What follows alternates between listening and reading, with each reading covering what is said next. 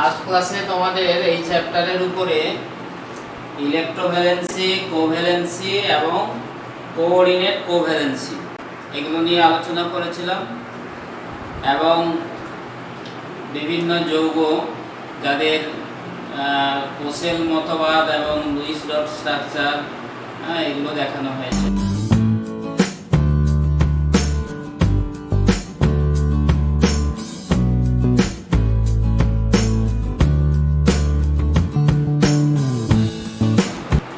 আজকের ক্লাসে তোমাদের মূলত তিনটে টপিক আলোচনা করব: variable electrovalency and deviation from octet rule, variable covalency and deviation from octet rule, ionic distortion and development of covalent character in an ionic compound.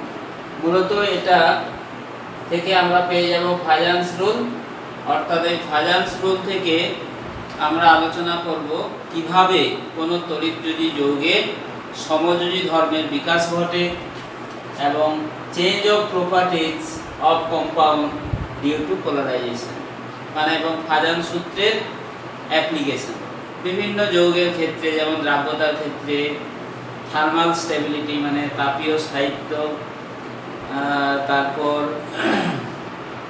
Melting point, boiling point etcetera. তো first আমরা আলোচনা করব variable electrovalency and deviation from octet rule, পরিবর্তনশীল তড়িৎযোজ্যতা এবং অষ্টক সূত্রের ব্যতিক্রম।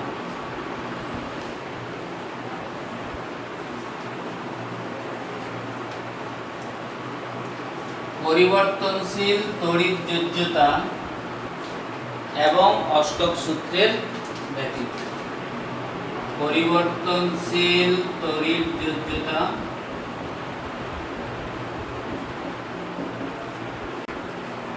Variable ইলেকট্রোভ্যালেন্সি এবং অষ্টক সূত্রের ব্যতিক্রম।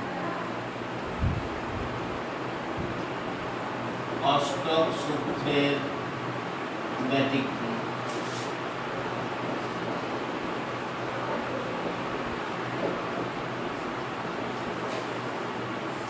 এখন মূলত দুটো কারণে পরিবর্তনশীল তড়িৎযোজ্যতা দেখা যায়।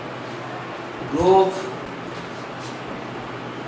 পর্যায় সারণীর গ্রুপ নাম্বার 13, 14 এবং 15, এই তিনটি গ্রুপের উচ্চ পরমাণু ক্রমাঙ্ক বিশিষ্ট মৌল, যেমন 13 নম্বর গ্রুপের গ্যালিয়াম, ইন্ডিয়াম, হেলিয়াম, 14 নম্বরের টিন, লেড, 15 নম্বর গ্রুপের বিসমাথ।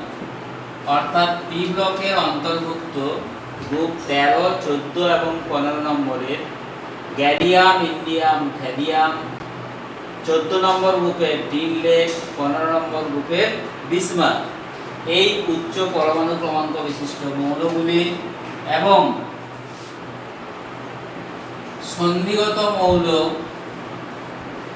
অর্থাৎ ট্রানজিশন এলিমেন্টগুলো, যেমন iron, copper, chromium, manganese etcetera, বিভিন্ন সন্ধিগত মৌলগুলোর ক্ষেত্রে দেখা যায় তাদের বাইরের দিকের একাধিক ইলেকট্রন বর্জন করার ফলে এই পরিবর্তনশীল তড়িৎযোজ্যতা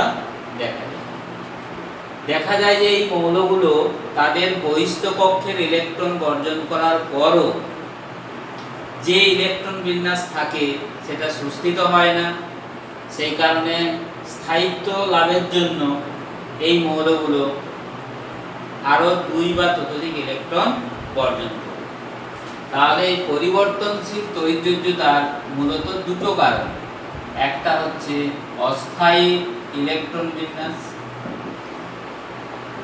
অস্থায়ী ইলেকট্রন বিন্যাস, আনস্টেবল ইলেকট্রনিক কনফিগারেশন,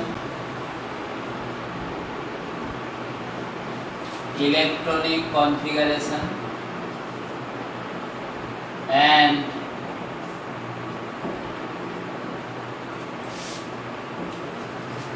নিষ্ক্রিয় ইলেকট্রন জোড় প্রভাব, নিষ্ক্রিয় ইলেকট্রন জোড় প্রভাব।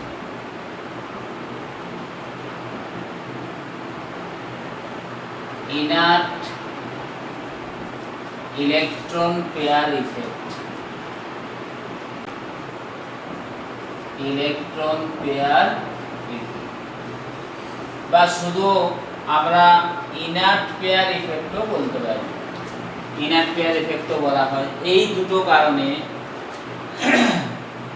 ধাতব মৌলগুলো, সন্ধিগত মৌল মানে ট্রানজিশন এলিমেন্ট এবং গ্রুপ 13, 14 এবং 15 এর এই উচ্চ পরমাণু ক্রমাঙ্ক বিশিষ্ট মৌলগুলোর মধ্যে পরিবর্তনশীল তড়িৎদ্বৈততা দেখা যায় এবং এক্ষেত্রে অষ্টক সূত্রেরও ব্যতিক্রম দেখা যায়, অর্থাৎ বহিস্থ কক্ষে ইলেকট্রন সংখ্যা 8 এর বেশি থাকে। উদাহরণস্বরূপ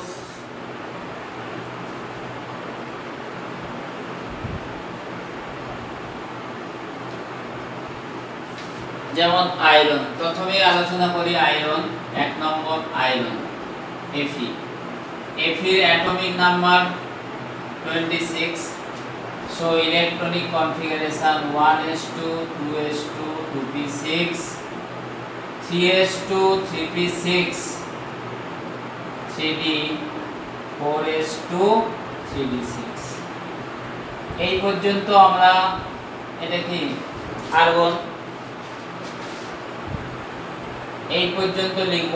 1s2 2s2 2p6 এটা হলো নিয়ন, তারপর 3s2 3p6 3d6 4s2।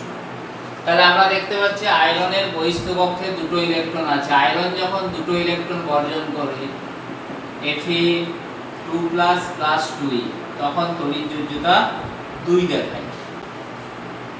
তাহলে Fe2+ এর ইলেকট্রন বিন্যাস কি হবে? Fe এর ইলেকট্রন বিন্যাস যদি এটা হয় তাহলে Fe2+, তখন এই 4s2 ইলেকট্রনটা থাকবে না, 4s2 অর্থাৎ বহিস্থ কক্ষে দুটো ইলেকট্রন বেরিয়ে যাবে, অর্থাৎ ইলেকট্রোভ্যালেন্সি দেখাবে 2।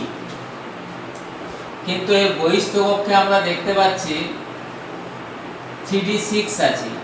এই 3d6 ইলেকট্রন বিন্যাস, 3d6 এই ইলেকট্রন বিন্যাস কি অস্থায়ী, ইলেকট্রন বিন্যাস অস্থায়ী, কারণ d6 হাফ ফিল বা ফুল ফিল কোনোটাই নয়।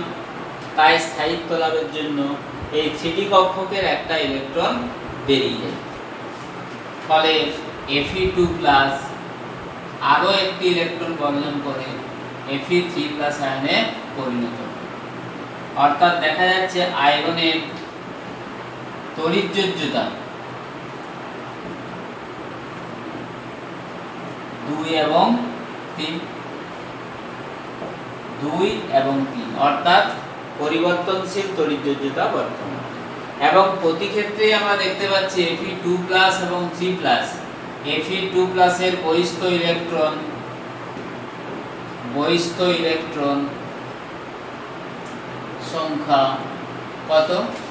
6 6 12 2 14 এবং Fe3+ এর বহিস্থ ইলেকট্রন সংখ্যা 13। অর্থাৎ এক্ষেত্রে দেখা যাচ্ছে যে অষ্টক সূত্রের ব্যতিক্রম ঘটেছে। তাহলে এখানে পরিবর্তনশীল তড়িৎযোজ্যতার কারণ হচ্ছে due to unstable electronic configuration. তাহলে Fe2+ এবং Fe3+ এর মধ্যে এরকম কোশ্চেন আছে, Fe2+ এবং Fe3+ এর মধ্যে কোনটি বেশি সুস্থিত? না, Fe3+। Fe কোশ্চেনটা রেডি করবে, Fe2+ এবং Fe3+ এর মধ্যে কোনটি অধিক সুস্থিত এবং কেন? কোনটি অধিক সুস্থিত ও কেন?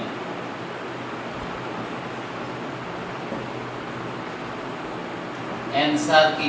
Fe3+। কারণটা কোনটি? which is more stable between Fe2+ and Fe3+? Answer is Fe3+। কারণটা তৈরি করতে হবে। নাম্বার 2 Cu প্লাস এবং Cu2 plus Cu2 plus Cu plus এবং Cu2 প্লাসের মধ্যে কোনটি অধিক সুস্থিত এবং কেন? Second example copper. কপারের অ্যাটমিক নাম্বার কি 29।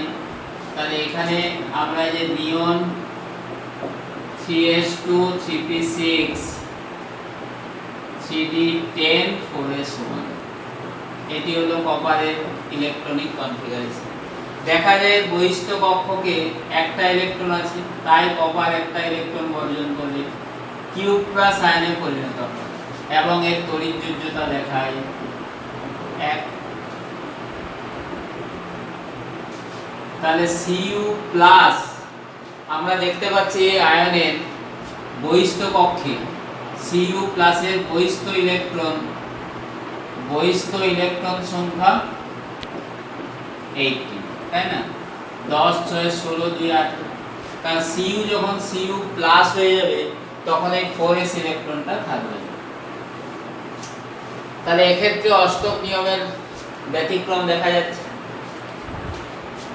কিন্তু Cu প্লাসের ক্ষেত্রে হুন্ডের নীতি অনুসারে এর ইলেকট্রন বিন্যাস সুস্থিত হওয়ার কথা, কিন্তু কপারের যে নিউক্লিয়ার চার্জ কত, এর প্রোটন সংখ্যা 29। তাহলে নিউক্লিয়ার চার্জ দেখা যায় বাইরের পক্ষের এই 18টি ইলেকট্রনকে ধরে রাখার জন্য যথেষ্ট নয়। তাই Cu প্লাস স্থায়িত্ব লাভের জন্য পুনরায় একটি ইলেকট্রন বর্জন করে কিউপিক আয়নে পরিণত হয়। এই কারণে কিউপিক আয়নের বহিস্থ ইলেকট্রন সংখ্যা দাঁড়াচ্ছে 17। অর্থাৎ উভয় ক্ষেত্রেই অষ্টক নিয়মের ব্যতিক্রম দেখা যায় এবং Cu প্লাস ও Cu2 প্লাসের মধ্যে হুন্ডের নীতি অনুসারে Cu প্লাস বেশি সুস্থিত হওয়ার কথা, কিন্তু দেখা যায় এক্ষেত্রেও Cu2 প্লাস Cu প্লাস অপেক্ষা বেশি সুস্থিত। এটাই হচ্ছে স্থায়িত্বের ক্রম।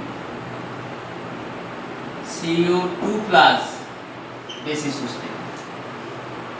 এর প্রধান কারণ হচ্ছে কপারের নিউক্লিয়ার চার্জ Cu প্লাসের যে নিউক্লিয়ার চার্জ এর বহিস্থ 18টি ইলেকট্রনকে ধরে রাখার জন্য যথেষ্ট নয়, তাই Cu প্লাস একটি ইলেকট্রন বর্জন করে Cu2 প্লাসে পরিণত হয়। এক্ষেত্রে দেখা যাচ্ছে বাইরের পক্ষে 17টা ইলেকট্রন হয়ে যাচ্ছে, যা Cu2 প্লাসের নিউক্লিয় চাই দ্বারা দৃঢ়ভাবে আবদ্ধ থাকে। এই কারণে Cu2 প্লাস বেশি সুস্থ, এবং এর ব্যাখ্যাটা তাহলে করতে হবে। তাহলে অস্থায়ী ইলেকট্রন বিন্যাসের দুটো উদাহরণ দেওয়া হয়। এরপরে আসছে নিষ্ক্রিয় জোড় প্রভাব।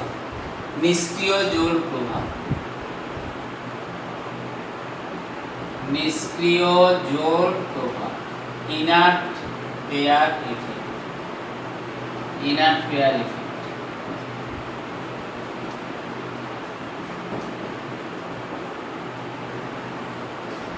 এই নিষ্ক্রিয় জোড় প্রভাব প্রধানত দেখা যায় কাদের ক্ষেত্রে না, পি ব্লকের যে 15 16 এবং 17 নম্বর গ্রুপের যে মৌলগুলো আছে নিচের দিকে উচ্চ পরমাণু ক্রমাঙ্ক বিশিষ্ট মৌলগুলো, যেমন টিনের ক্ষেত্রে দেখা যায়, লেডের ক্ষেত্রে দেখা যায়। টিন লেড একই কারণ হবে, টিন লেডের ক্ষেত্রে এদের পরিবর্তনশীল যোজ্যতা দেখা যায় 2 4, লেডের ক্ষেত্রেও 2 4। টিনের অ্যাটমিক নাম্বার 50, লেডের 82। তাহলে টিন যখন যোজ্যতা 2 দেখায় তখন এর দুটো ইলেকট্রন বর্জন করে স্টেনাস আয়ন উৎপন্ন করে Sn2 + 2। তাহলে Sn2 এর ইলেকট্রন বিন্যাস কি হবে? Sn মানে 50, krypton 36, 4s2 4b10 5s2 5p2।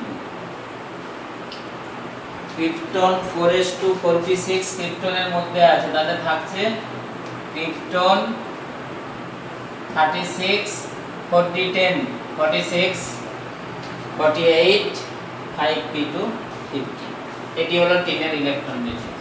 তো দেখা যায় যে এদের বহিস্থ কক্ষে এই পি উপকক্ষের মধ্যে যে ইলেকট্রন আছে সেটাই যোজ্যতা সমযোজ্যতা নির্দেশ করে। তাহলে টিনের 5p কক্ষকে যে দুটো ইলেকট্রন যখন বর্জন করে তখন এটা Sn2+, তখন ওই ইলেকট্রনটা 5p কক্ষকে দুটো ইলেকট্রন বেরিয়ে যায়। অনুরূপ কারণ লেডের ক্ষেত্রে Pb 82 এর xenon 54 4f14 6 আসার আগে 5d10 6s2 6p2 54 68 78 80 82। তাহলে যখন লেড 2+ হবে তখন এই ইলেকট্রন জোড়টা থাকবে না, এই 6p2 থাকবে না। তাহলে লেডও দেখা যাচ্ছে বহিস্থ দুটো ইলেকট্রন বর্জন করে Pb2+ প্লাস 2। তাহলে টিন এবং লেড উভয়ই যোজ্যতা 2 শো করে, বহিস্থ পি উপকক্ষের ইলেকট্রন দুটো বর্জন করে। তো Sn2+ এবং Pb2+ উৎপন্ন হওয়ার পর Sn2+ এর ক্ষেত্রে যে 5s এর দুটো ইলেকট্রন, লেডের ক্ষেত্রে যে 6s এর দুটো ইলেকট্রন, এই ইলেকট্রন জোড়গুলি নিষ্ক্রিয় ইলেকট্রন জোড়ের মতো আচরণ করে। তার কারণটা কি? এরা হচ্ছে নিষ্ক্রিয় ইলেকট্রন জোড়, নিষ্ক্রিয় ইলেকট্রন জোড়ের মতো আচরণ করে। তার কারণ হচ্ছে যে দেখা যায় টিন এবং লেডের ক্ষেত্রে 5s এবং 6s এর আগে এই যে ডি উপকক্ষ থাকে, লেডের ক্ষেত্রে ডি এবং এফ উভয়ই থাকে। এই ডি ও এফ উপকক্ষের, ডি এবং এফ উপকক্ষের আবরণী প্রভাব কম হওয়ার জন্য, আবরণী প্রভাব কম হওয়ার জন্য, আবরণী প্রভাব স্ক্রিনিং ইফেক্ট, স্ক্রিনিং ইফেক্ট,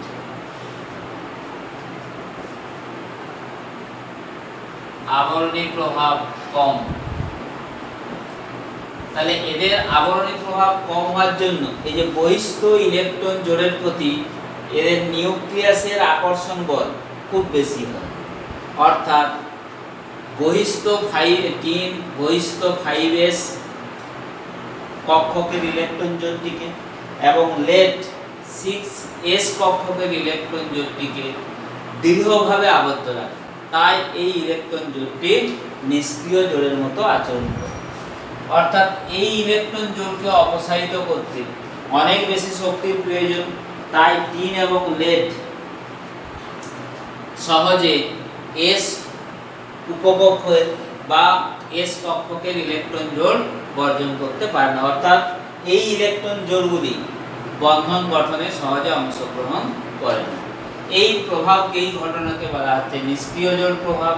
এই নিষ্ক্রিয় ইলেকট্রন জোড় প্রভাবের জন্য টিনের ক্ষেত্রে Sn2+ এবং লেডের ক্ষেত্রে Pb2+ বেশি সুস্থ। তাহলে এখানে কিন্তু নিষ্ক্রিয় জোড় প্রভাব করতে হবে।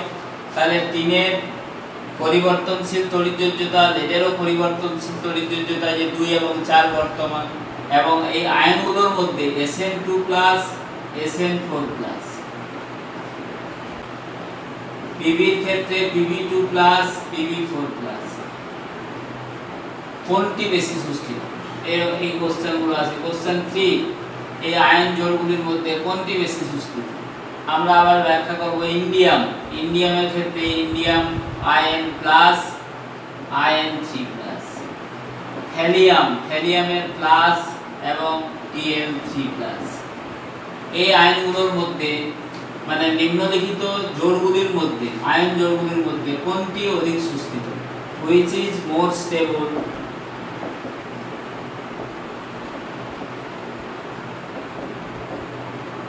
Which is more stable between the following pairs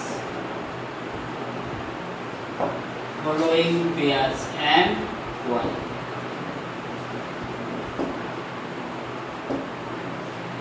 তাহলে Sn2+ এর মধ্যে অ্যানসার হচ্ছে কি Sn2+, লেডের ক্ষেত্রে Pb2+, এইগুলো হচ্ছে মোর স্টেবল। Sn2+ মোর স্টেবল, লেডের ক্ষেত্রে Pb2+। ইন্ডিয়াম এবং থ্যালিয়ামের ক্ষেত্রে একই কারণ ইন্ডিয়ামের অ্যাটমিক নাম্বার হচ্ছে 49, থ্যালিয়ামের ক্ষেত্রে 81। ইন্ডিয়াম 49, থ্যালিয়ামের ক্ষেত্রে 81। ইন্ডিয়ামের ইলেকট্রনিক কনফিগারেশন কি? Krypton 36 40 10 36 5s2 48 5p1। থ্যালিয়ামের ক্ষেত্রে xenon 4f14 5d10 6s2 6p1। তাহলে ইন্ডিয়াম এবং থ্যালিয়াম উভয়ই দেখা যাচ্ছে উভয়ই যথাক্রমে 5p এবং 6p কক্ষকের ইলেকট্রনটি বর্জন করে যোজ্যতা 1 দেখায়, মানে In+ এবং Tn+। তাহলে In+ 5p1 থাকছে না, Tn+ 6p টা থাকছে না। ঠিক একই কারণ In+ এর ক্ষেত্রে যে 5s2 ইলেকট্রন জোড়টি সেটি একটি নিষ্ক্রিয় ইলেকট্রন জোড়, Tn+ এর ক্ষেত্রেও 6s2 ইলেকট্রন জোড়টি নিষ্ক্রিয় ইলেকট্রন জোড়। এই নিষ্ক্রিয় জোড় প্রভাবের জন্য সহজে যেমন In3+ গঠিত হয় না, একই কারণে Tn3+ ও গঠিত হয় না। তাই In+ বেশি সুস্থিত, হ্যালিয়ামের ক্ষেত্রে Tn+ বেশি সুস্থিত। তাহলে আমাদের এই যে পরিবর্তনশীল তড়িৎযোজ্যতা, তার দুটো কারণ, unstable electronic configuration and inert pair effect. ডিটেইলসে আলোচনা হলো। এখন আসবো variable covalency and deviation from octet. আমরা দেখেছি রাসায়নিক বন্ধনের ক্ষেত্রে, মানে দুই বা ততোধিক মৌলের পরমাণু যখন পরস্পরের সঙ্গে রাসায়নিক বন্ধনে আবদ্ধ হয় তখন তারা অক্টেট ফিল আপ করে। কিছু কিছু ক্ষেত্রে ডুপ্লেট ফিল আপ করে, অর্থাৎ বাইরের কক্ষে 8 অথবা 2টো ইলেকট্রন। হিলিয়ামের নিকটবর্তী মৌলগুলো যেমন হাইড্রোজেন, লিথিয়াম, বেরিলিয়াম, এগুলো ডুপ্লেট ফলো করে, রুল অফ ডুপ্লেট, এবং বাকি মৌলগুলো অক্টেট রুল ফলো করে। কিন্তু কিছু কিছু ক্ষেত্রে এই অষ্টক নিয়মের ব্যতিক্রম দেখা যায়। তাহলে সমযোজী যৌগের ক্ষেত্রে অষ্টক নিয়মের ব্যতিক্রম। সমযোজী যৌগের ক্ষেত্রে তড়িৎযোজী যৌগের ক্ষেত্রে হলো সমযোজী যৌগের ক্ষেত্রে অষ্টক নিয়মের ব্যতিক্রম।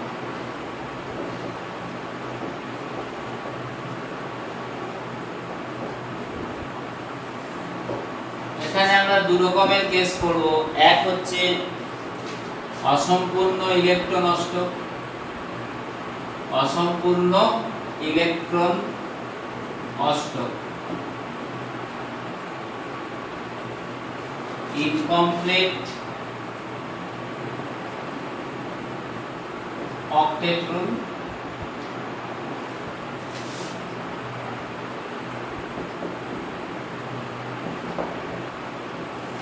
আর নাম্বার 2 হচ্ছে ইলেকট্রন অষ্টকের প্রসারণ, এক্সপানশন অফ ইলেকট্রন অক্টেট, অষ্টক সূত্রের প্রসারণ।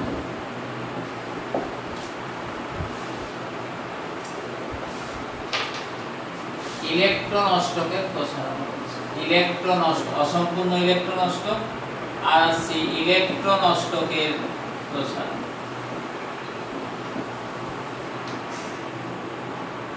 expansion of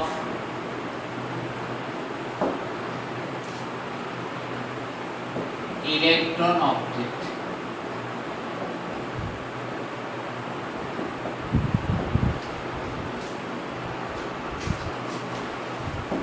প্রথম ক্ষেত্রে আছে এই যে নাম্বার 1 অসম্পূর্ণ ইলেকট্রন অষ্টক, যেমন এই যে BF3 BCl3 BBr3, বোরনের যে ট্রাই হ্যালাইড গুলো Bi3, beryllium fluoride BCl2 etcetera, AlCl3 etcetera. এদের ক্ষেত্রে যে সেন্ট্রাল অ্যাটম বোরন, এক্ষেত্রে বেরিলিয়াম এবং অ্যালুমিনিয়াম, এদের যদি আমরা লুইস ডট স্ট্রাকচার আঁকি তাহলে প্রতি ক্ষেত্রে দেখব অসম্পূর্ণ ইলেকট্রন অষ্টক দেখা যায়। যেমন BF3 লুইস ডট স্ট্রাকচার কি হবে? লুইস, এগুলো যেহেতু কোভ্যালেন্ট কম্পাউন্ড তাহলে লুইস ডট স্ট্রাকচার।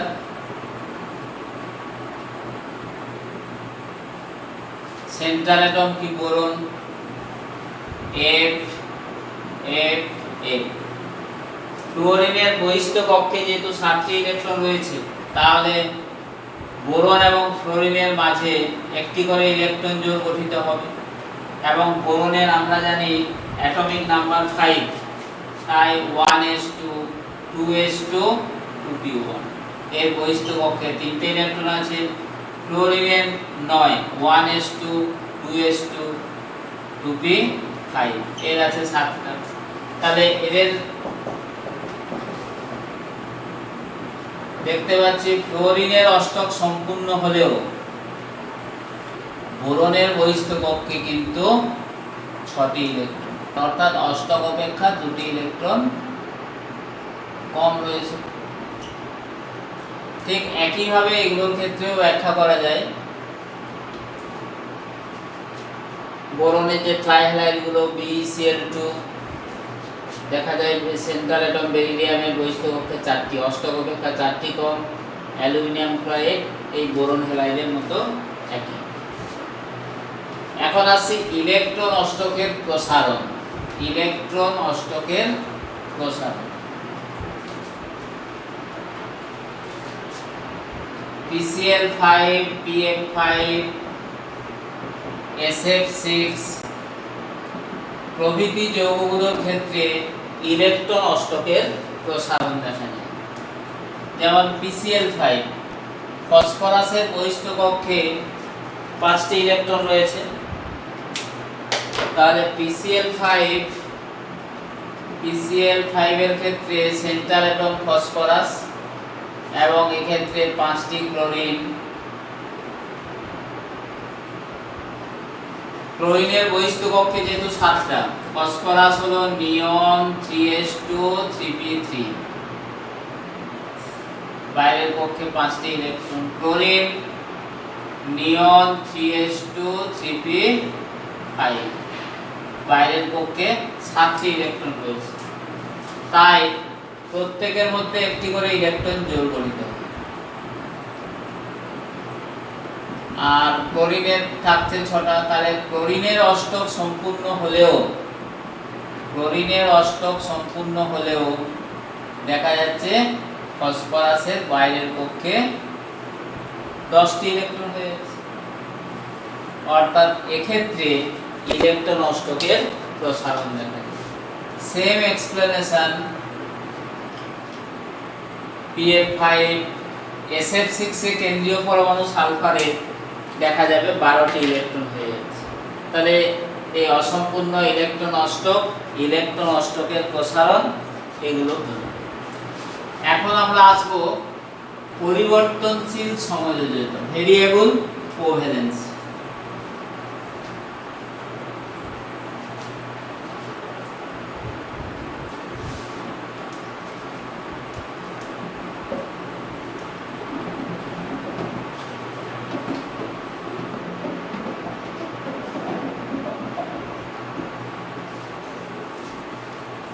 পরিবর্তনশীল সমযোজ্যতা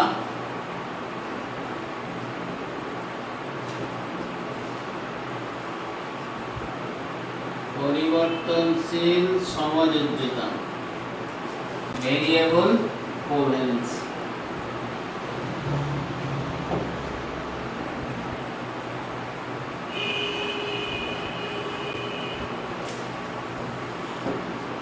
এক্ষেত্রে যেমন কার্বনের ক্ষেত্রে বেরিলিয়াম, বোরন এবং কার্বন, এদের ক্ষেত্রে বেরিলিয়াম, বোরন, কার্বন, এদের ক্ষেত্রে যেমন বেরিলিয়ামের ক্ষেত্রে 2, কার্বনের ক্ষেত্রে 2, 4 এরকম পরিবর্তনশীল সমযোজ্যতা দেখা যায়। এদের দেখা যায় যে ভূমিস্তর ইলেকট্রন বিন্যাসের অযুগ্ম ইলেকট্রন সংখ্যা দ্বারা সমযোজ্যতা নির্দেশিত হয় না। এদের উত্তেজিত অবস্থায় বহিস্থ কক্ষের বিজোড় ইলেকট্রন সংখ্যা যেহেতু পরিবর্তিত হয়, তাই এদের ক্ষেত্রে পরিবর্তনশীল সমযোজ্যতা দেখা যায়। বেরিলিয়ামের ক্ষেত্রে যেমন 2, বোরনের ক্ষেত্রে 3 এবং কার্বনের ক্ষেত্রে যেহেতু 4টে বিজোড় ইলেকট্রন হয়, তাই যথাক্রমে 2, 3 এবং 4 এগুলো হচ্ছে সমযোজ্যতা।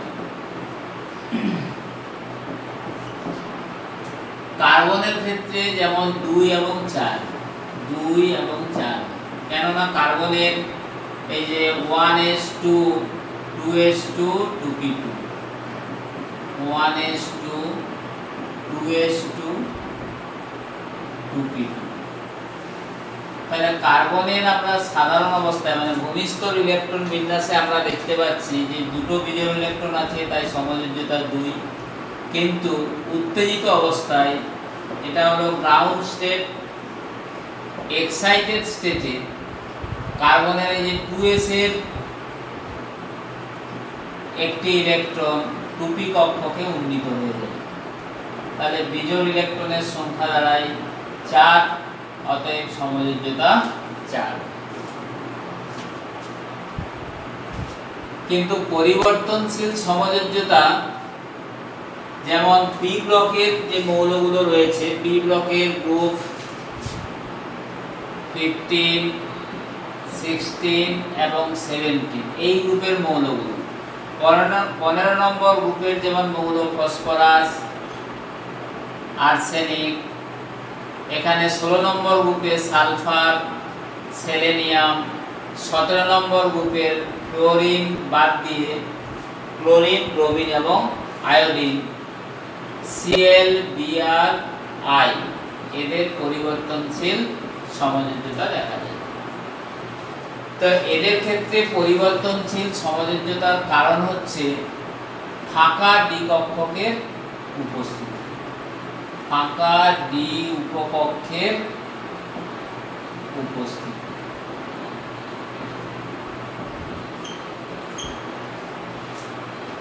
ফাঁকা ডি উপকক্ষ থাকার জন্য কি হয়, এই পরমাণুগুলোর উত্তেজিত অবস্থায় এস উপকক্ষের যুগ্ম এস এবং পি উপকক্ষের যুগ্ম ইলেকট্রনগুলো ডি উপকক্ষে উন্নীত হয়ে যায়, ফলে বিজোড় ইলেকট্রনের সংখ্যা বৃদ্ধি পায়, তাই এদের পরিবর্তনশীল সমযোজ্যতা দেখা যায়।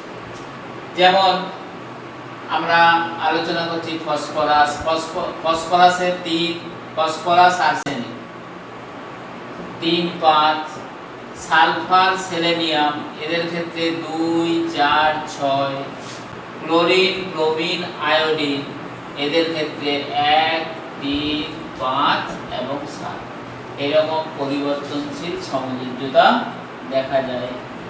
তার কারণ এদের যেহেতু ফাঁকা ডি কক্ষক রয়েছে, পরিবর্তনশীল সমযোজ্যতা।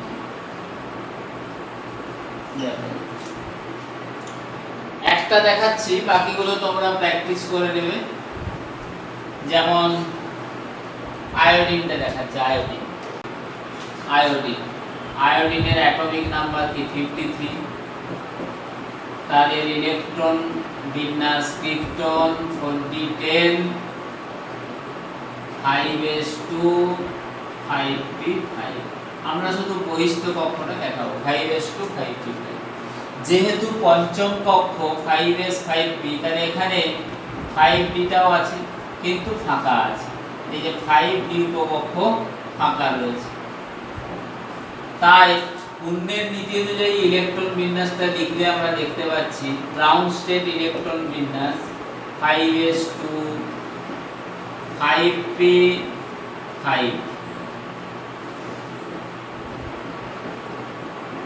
এবং 5d সম্পূর্ণ ফাঁকা। 1 2 3 4 5।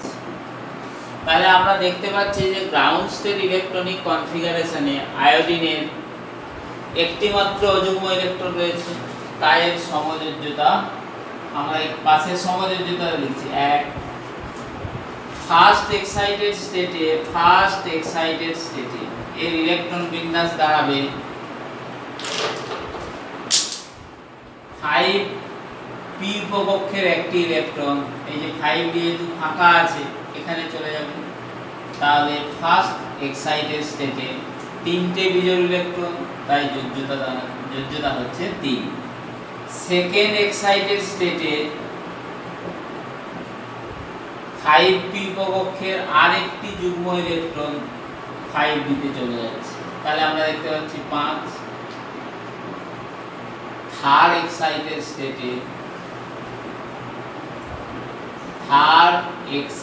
স্টেটে 5s এর আরেকটি ইলেকট্রন চলে যাচ্ছে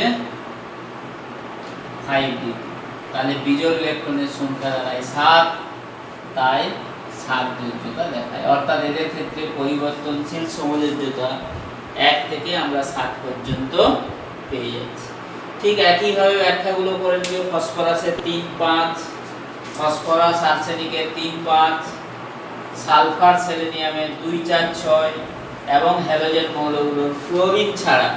তাহলে এখানে ফ্লোরিনের ক্ষেত্রে কিন্তু দেখা যাচ্ছে না, কেন না ফ্লোরিনের যেহেতু ফাঁকা দ্বিকক্ষক নেই, তাহলে due to absence of empty d orbital fluorine cannot show variable covalency. Its valency is always fixed and it is 1. Okay, তাহলে পরিবর্তনশীল variable covalency and deviation from octet rule এগুলো হলো। এখন আমরা আসছি আজকের লাস্ট টপিক, আয়নিক ডিসটরশন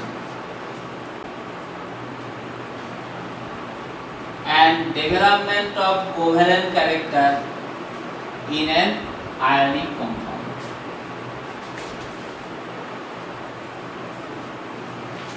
এর জন্য আমরা যে শর্তগুলো পাবো সেই শর্তগুলো ফাজানের সূত্র নামে পরিচিত। তাহলে ফাজান সূত্র এবং তার বিভিন্ন উদাহরণ আমরা করব।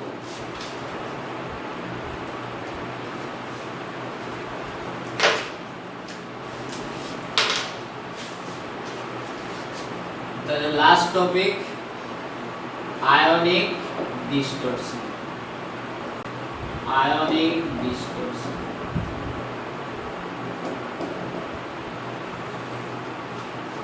এখানে আয়নিক ডিসটরশনে কতগুলো ঘটনা আমরা পড়ব, এগুলো পড়তে হবে। আয়নিক ডিসটরশনে 1 polarization. What is polarization? Number 2 polarizing power.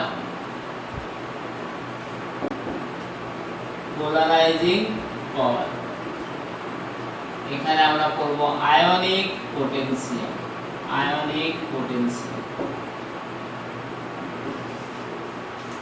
Number 3 পোলারাইজেবিলিটি অর্থাৎ ধ্রুবায়িত হওয়ার ক্ষমতা। এবং এগুলো থেকে আমরা আসবো ফাজান্স রুল এবং বিভিন্ন যৌগের ক্ষেত্রে ফাজান্স রুলের প্রয়োগ।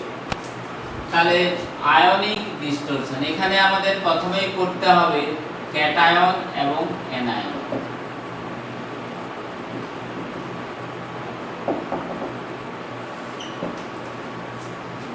আমরা পড়েছি পিরিয়ডিক টেবিল যে চ্যাপ্টারে what is cation and what is anion. না, পরমাণু তার বহিস্থ কক্ষ থেকে ইলেকট্রন বর্জন করলে ক্যাটায়ন উৎপন্ন হয় এবং বহিস্থ কক্ষে পরমাণুর বহিস্থ কক্ষে ইলেকট্রন যুক্ত হলে অ্যানায়ন গঠিত হয়। তাহলে ক্যাটায়ন এবং অ্যানায়ন,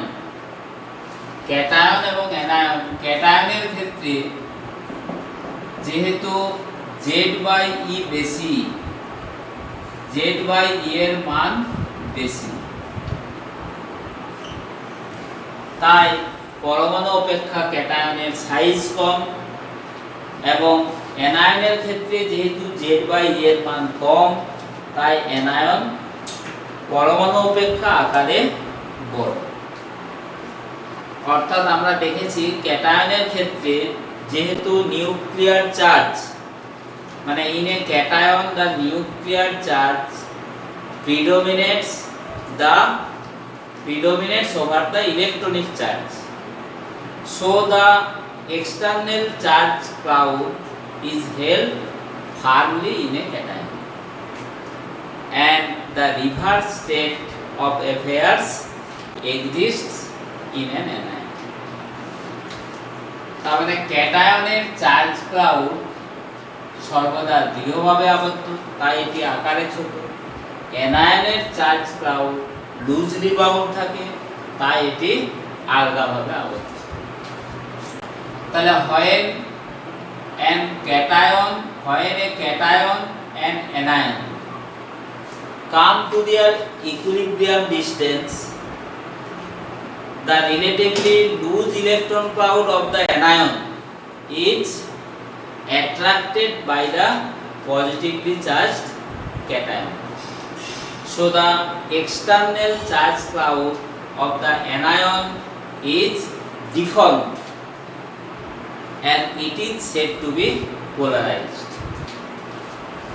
এবং এই ঘটনাটাকেই বলা হচ্ছে পোলারাইজেশন। তাহলে ক্যাটায়ন কি বললাম? ক্যাটায়ন এবং অ্যানায়ন যখন তারা পরস্পরের সাম্য দূরত্বে আসে তখন কি হয় না, অ্যানায়নের ইলেকট্রন ক্লাউড যেহেতু লুজলি বাউন্ড থাকে, তাই অ্যানায়নের ইলেকট্রন ক্লাউড দেখা যায় কিছুটা ক্যাটায়নের দিকে প্রবেশ করে, ক্যাটায়নের দিকে প্রবেশ করে। এটা হলো অ্যানায়ন, অর্থাৎ অ্যানায়নের বিকৃতি ঘটে। তাহলে এইভাবে আমরা দেখতে পাচ্ছি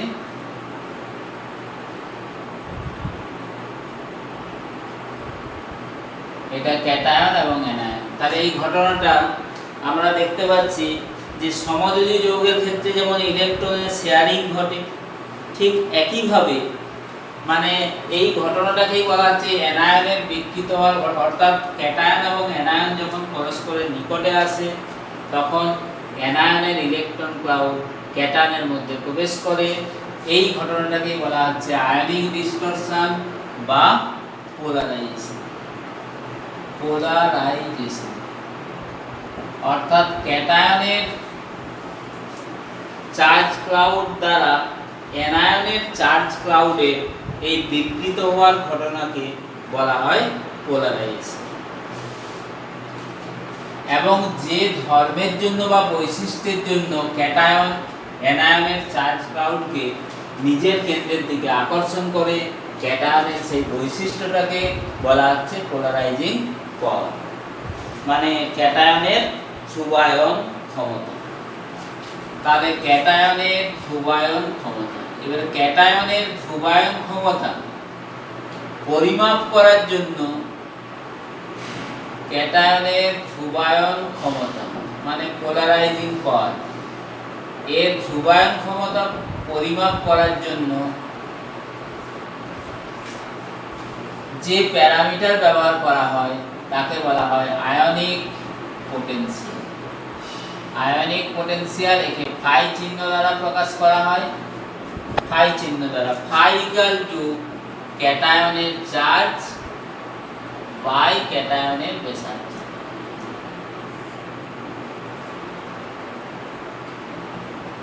ক্যাটায়নের চার্জ বাই ক্যাটায়নের ব্যাসার্ধ। তাহলে এই পোলারাইজেশনের ঘটনা যত বেশি ঘটবে তত কি হবে, with increasing polarization the charge cloud of neighboring cations and anions would ultimately tend to mix or merge with each other as is observed in a covalent compound. মানে যখন ক্যাটায়ন এবং অ্যানায়ন পরস্পরের নিকটে আসে তখন দেখা যাচ্ছে যে এদের চার্জ ক্লাউড পরস্পরের সঙ্গে মিশে যাওয়ার প্রবণতা দেখায়, যেটা আমরা সমযোজী যৌগগুলোর ক্ষেত্রে পেয়েছি। এইভাবে কোনো তড়িৎযোজী যৌগে সমযোজ্যতার বিকাশ ঘটে। এবং আর একটা পয়েন্ট থেকে গেল, তাহলে কি পোলারাইজেবিলিটি, মানে অ্যানায়নের ধ্রুবায়িত হওয়ার ক্ষমতাকে বা ধর্মকে বলা হচ্ছে পোলারাইজেবিলিটি।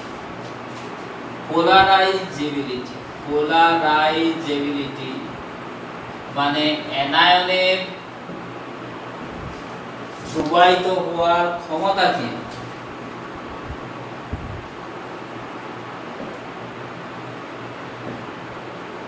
অ্যানায়নের ধ্রুবায়িত হওয়ার ক্ষমতাকে বলা হচ্ছে পোলারাইজেবিলিটি। অ্যানায়নের ধ্রুবায়িত হওয়ার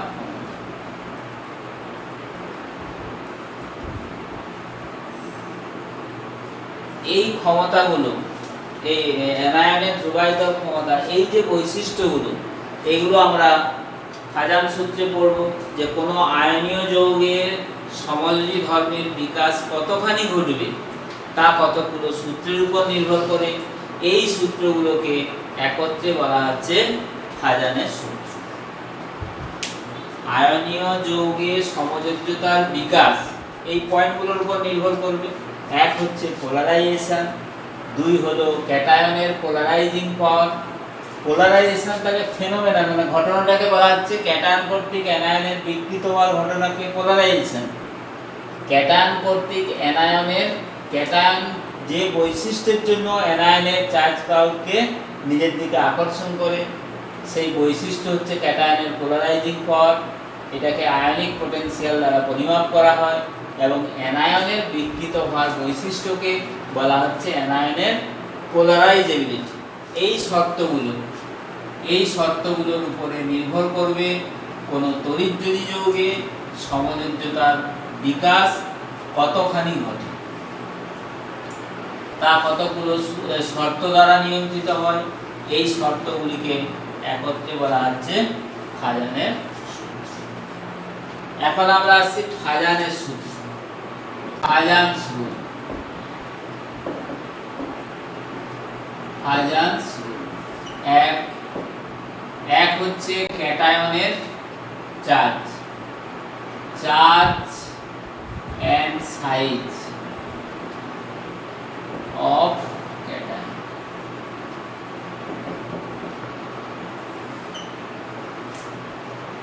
ক্যাটায়নের চার্জ যত বেশি হবে, আকারে তত ছোট হবে, ততই পোলারাইজেশন বাড়বে। দুই, চার্জ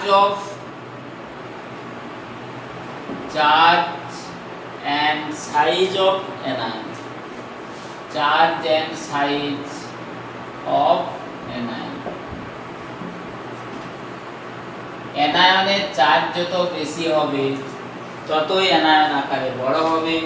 আর নাম্বার 3, ইলেকট্রনিক কনফিগারেশন, মানে আটটি ক্যাটায়নের বহিস্থ কক্ষে যদি 8টির পরিবর্তে 18টি ইলেকট্রন থাকে তাহলে তড়িৎযোজী যৌগে সমযোজ্যতার বিকাশ বেশি ঘটে।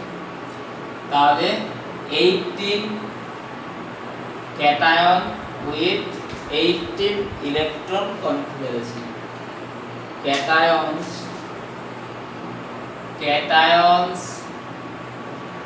cations having 18 electron instead of 8 in its outermost shell। Outer most.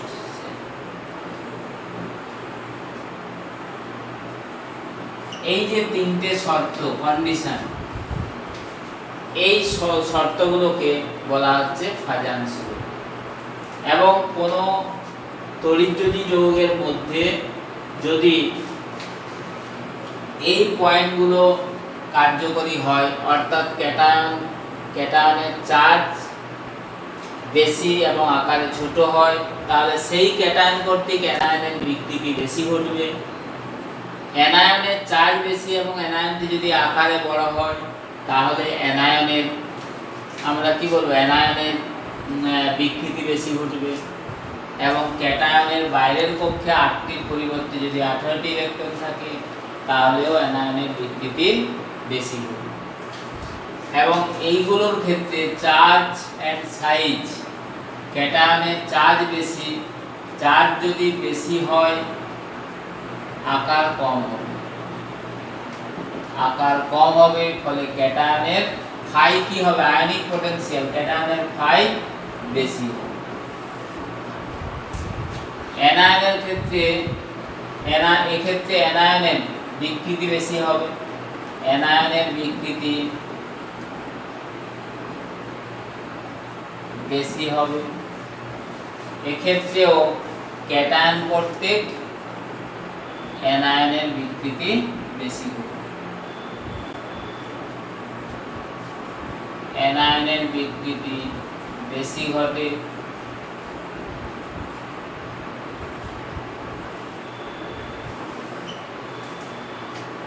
অর্থাৎ তড়িৎযোজী যৌগে সমযোজ্যতার বিকাশ ঘটবে এই পয়েন্টগুলোর উপর ভিত্তি করে। এরপর আমরা উদাহরণ দিলে এগুলো সব ক্লিয়ার হয়ে যাবে।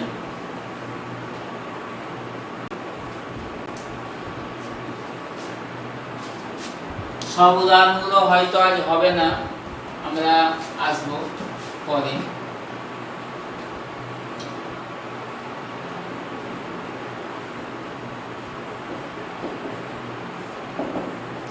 যেমন NaCl, MgCl2 and AlCl,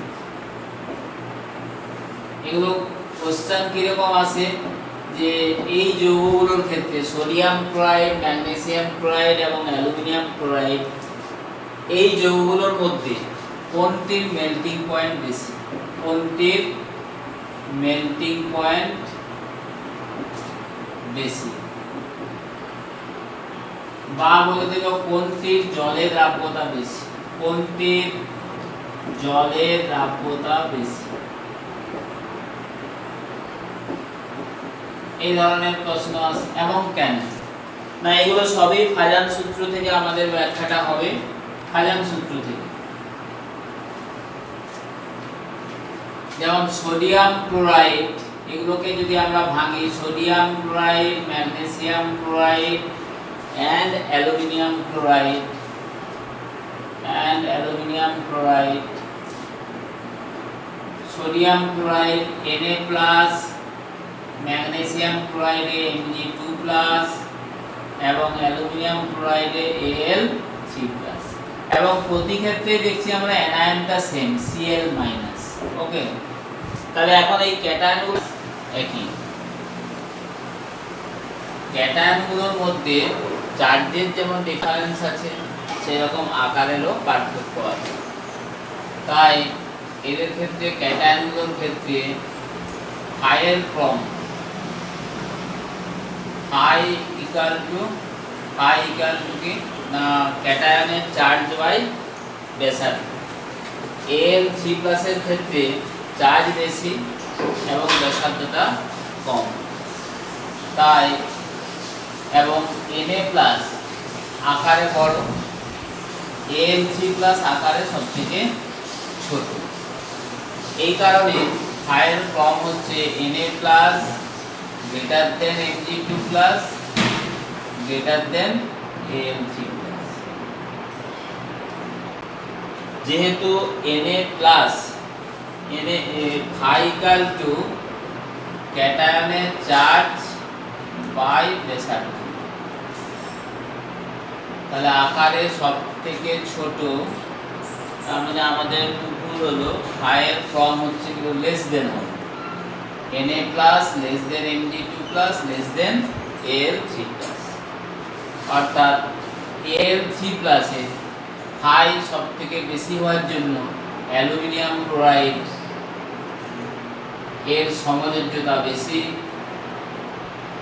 অন্যগুলোর তুলনায়, সমযোজ্যতার পরিমাণ বেশি, এবং NaCl এর সমযোজ্যতার পরিমাণ কম, অর্থাৎ এক্ষেত্রে আয়নীয় যোজ্যতার পরিমাণ বেশি।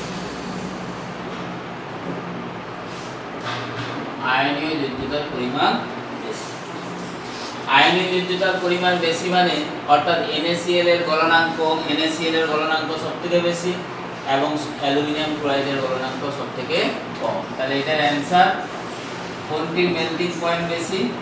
NaCl। NaCl এর মেল্টিং পয়েন্ট, অর্থাৎ NaCl এর মেল্টিং পয়েন্ট বেশি। কোশ্চেন 2,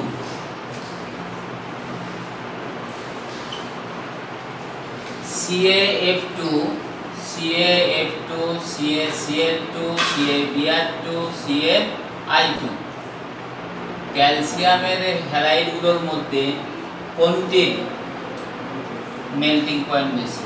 কোনটির মেল্টিং পয়েন্ট বেশি এবং কেন? বেশি ও কেন? কোনটির মেল্টিং পয়েন্ট বেশি এবং কেন? না, এক্ষেত্রে আমরা দেখছি ক্যাটায়নটা সেম Ca2+, কিন্তু অ্যানায়নগুলো ক্যালসিয়াম M-, CaCl2 তে Cl-, CaBr2 তে Br-, CaI2 তে I-, এবং অ্যানায়নগুলোর চার্জ বেশি। এই অ্যানায়নগুলোর চার্জ সব ক্ষেত্রে একই, কিন্তু F থেকে I- এর দিকে আকারে ক্রমশ বড় হতে থাকে, আকারে বড় হতে থাকে, অর্থাৎ আকারে M- থেকে I- এর দিকে আকারে ক্রমশ বৃদ্ধি পায়, অর্থাৎ M- আয়নের পোলারাইজেবিলিটি সবথেকে বেশি। এর পোলারাইজেবিলিটি সবথেকে বেশি, অর্থাৎ I- আয়নের পোলারাইজেবিলিটি অর্থাৎ ধ্রুবায়িত হওয়ার ক্ষমতা সবথেকে বেশি। এই কারণে Ca2 এর সমযোজ্যতা সবথেকে বেশি, সমযোজ্যতা বেশি, সমযোজ্যতার পরিমাণ বেশি। আর CaF2 এর আয়নীয় যোজ্যতার পরিমাণ সবথেকে বেশি, পরিমাণ বেশি, অর্থাৎ CaF2 এর মেল্টিং পয়েন্ট বেশি। তাই অ্যানসার হয়ে গেল CaF2 মেল্টিং পয়েন্ট বেশি। তাহলে আমাদের এই খাজান সূত্রের প্রশ্নগুলো দেখছি, এখানে ব্যাখ্যা করতে হবে।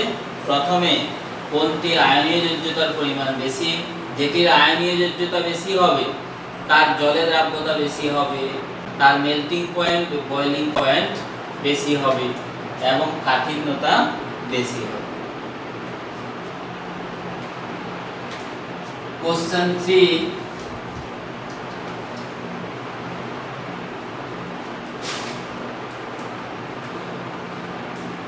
সিলভারের হ্যালাইড জলের দ্রাব্যতার ক্রম। সিলভারের যে হ্যালাইডগুলো AgF এরকম বলে দিল যে জলের দ্রাব্যতা, কোশ্চেন 3 জলের দ্রাব্যতার পদক্রমে সাজানো।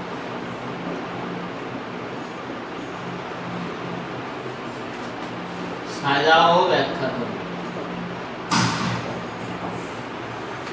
AgF, AgCl, AgBr এবং AgI।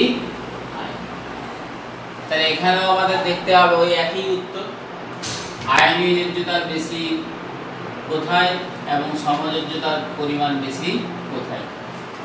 তাহলে এক্ষেত্রে ক্যাটায়নগুলো আমাদের সেম Ag+, অ্যানায়নগুলো একই রকম M-, Cl-, Br minus I minus, একই অ্যান্সার আকারে M মাইনাস থেকে I মাইনাস আকারে বাড়বে, অর্থাৎ I মাইনাস আয়নের পোলারাইজেবিলিটি সবথেকে বেশি হবে। সেই কারণে AgI যৌগে Ag প্লাস আয়ন কর্তৃক I মাইনাস আয়নের বিকৃত হওয়ার পরিমাণ সবথেকে বেশি, অর্থাৎ পোলারাইজেশন সবথেকে বেশি।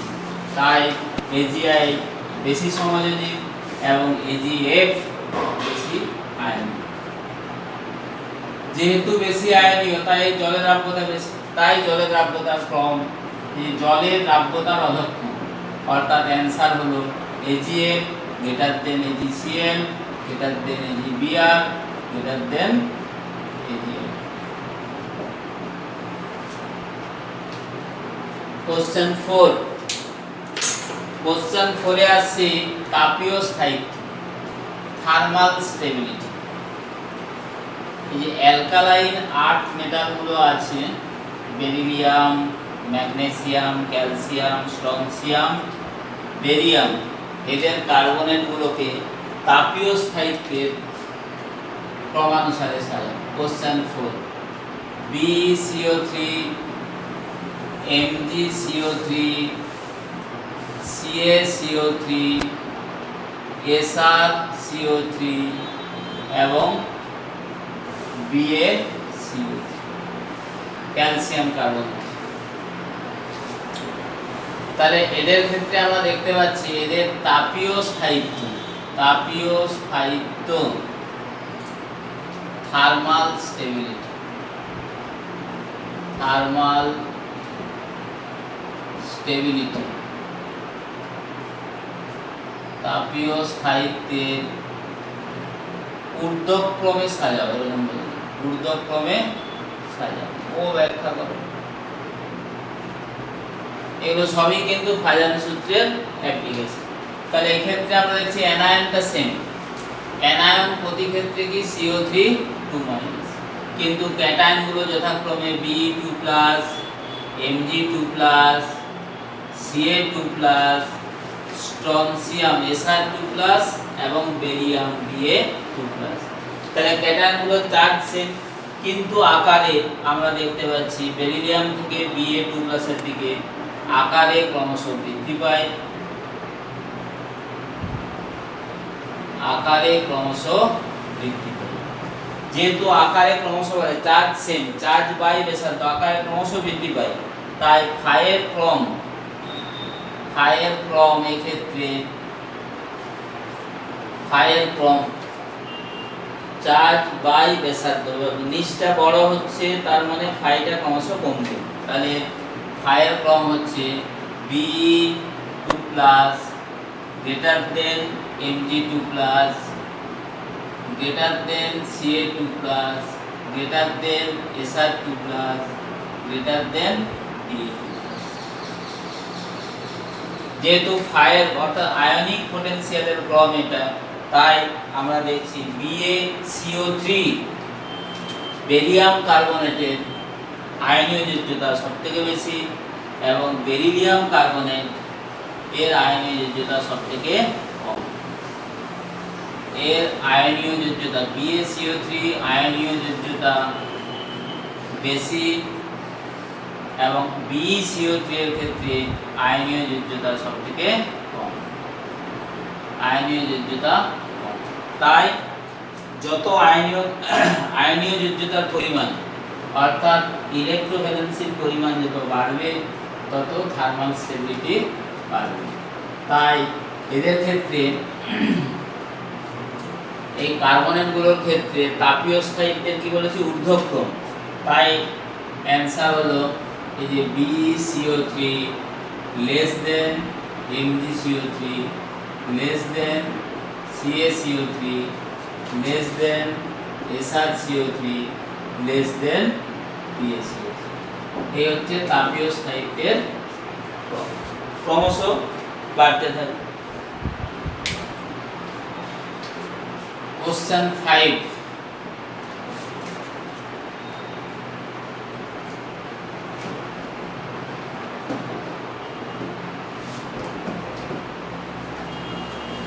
Question 5 SnCl2 আয়নীয় কঠিন, SnCl2 আয়নীয় কঠিন, কিন্তু SnCl4 সমযোজী তরল। ব্যাখ্যা SnCl2 তে আমরা দেখছি Sn2 প্লাস 2Cl মাইনাস, কিন্তু SnCl4 এ Sn4 প্লাস এবং 4Cl মাইনাস। তাহলে অ্যানায়ন সেম এবং ক্যাটায়ন দুটোর মধ্যে আমরা দেখতে পাচ্ছি Sn4 প্লাসের চার্জ বেশি, তাই এটি আকারে ছোট, অর্থাৎ এর ফাইয়ের মান বেশি। ফাইয়ের মান বেশি, যেহেতু ফাইয়ের মান বেশি তাই Cl মাইনাস আয়নের বিকৃতি Sn4 প্লাস কর্তৃক যতটা হবে SnCl2 যৌগে Sn2 প্লাস কর্তৃক Cl মাইনাস আয়নের বিকৃতি কম হবে। ওকে, এই কারণে SnCl2 আয়নীয়যোগ্যতা বেশি হলে এটি আয়নীয় কঠিন এবং SnCl4 সমযোজী তরল।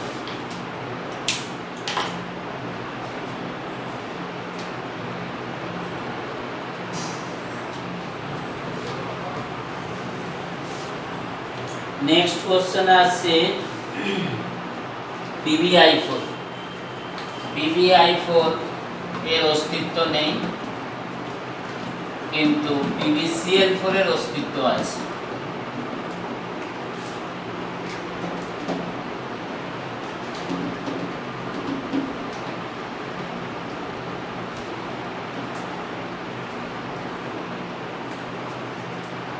কোশ্চেন 5 হলো কোশ্চেন 6, PbI4 এর অস্তিত্ব নেই, মানে ইট ডাজ নট এক্সিস্ট,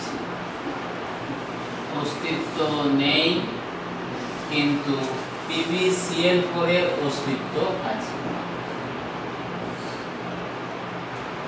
অস্তিত্ব আছে। কোশ্চেন 7 লাস্ট কোশ্চেন আমরা করব, যে যেমন মার্কিউরিক আয়নগুলো HgCl2 লাল, Hg সাদা, HgI2 লাল, HgCl2 সাদা, HgI2 লাল। একইভাবে AgCl সাদা, AgCl সাদা, AgI হলুদ, এইগুলোর ব্যাখ্যা। দেখো এটা আমাদের লাস্ট কোশ্চেন, তাহলে এগুলোর ব্যাখ্যাটা হবে যে PbI4 এবং PbCl4। তাহলে অ্যানসার 6, PbI4 এ উভয় যৌগে ক্যাটায়নটা একই Pb4+, এবং PbI4 যৌগে I- R PbCl4 যৌগে Cl-। এখন আমরা দেখেছি I- Cl- আয়ন অপেক্ষা আকারে বড়, এটা আকারে বড়, অর্থাৎ I- আয়নের পোলারাইজেবিলিটি বেশি, পোলারাইজেবিলিটি অনেক বেশি, পোলারাইজেবিলিটি অর্থাৎ I- আয়নের ধ্রুবায়িত হওয়ার ক্ষমতাটা বেশি।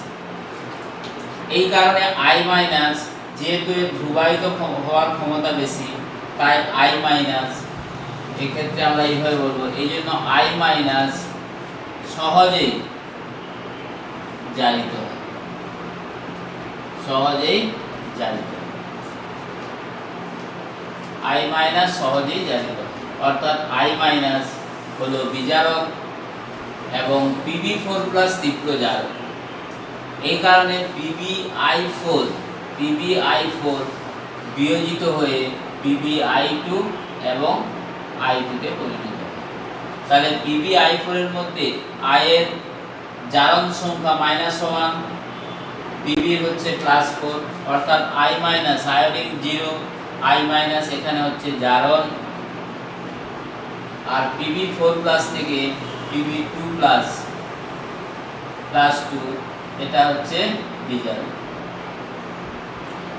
যেহেতু আই মাইনাস সহজেই জারিত হয় ইলেকট্রন বর্জন করে, দুটো আই মাইনাস সহজেই ইলেকট্রন বর্জন করে আই টুতে জারিত হয়, এই কারণে Pbi4 এর অস্তিত্ব নেই। কিন্তু Cl মাইনাস অপরপক্ষে PbCl4 এ Cl মাইনাস আকারে ছোট, এর পোলারাইজেবিলিটি কম, তাই সহজে জারিত হয় না।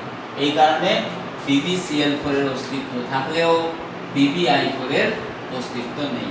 PbCl4 exists but Pbi4 does not exist.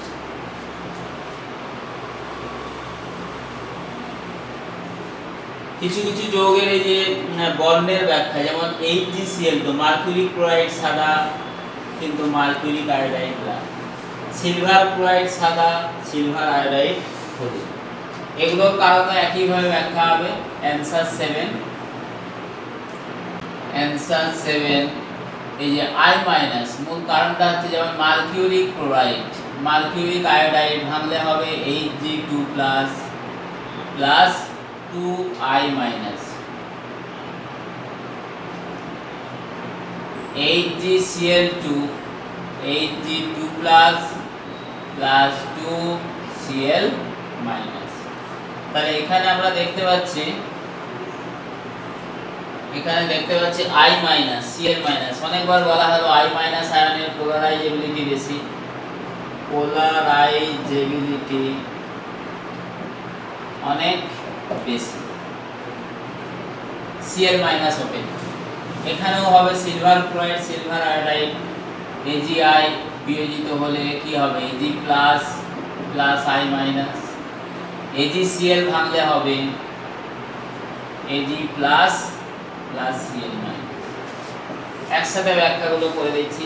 I minus আয়নের পোলারাইজেবিলিটি বেশি হওয়ার জন্য, যেহেতু এর পোলারাইজেবিলিটি বেশি, তাই এর বহিস্থ কক্ষ থেকে ইলেকট্রন সহজেই স্থানান্তরিত হতে পারে।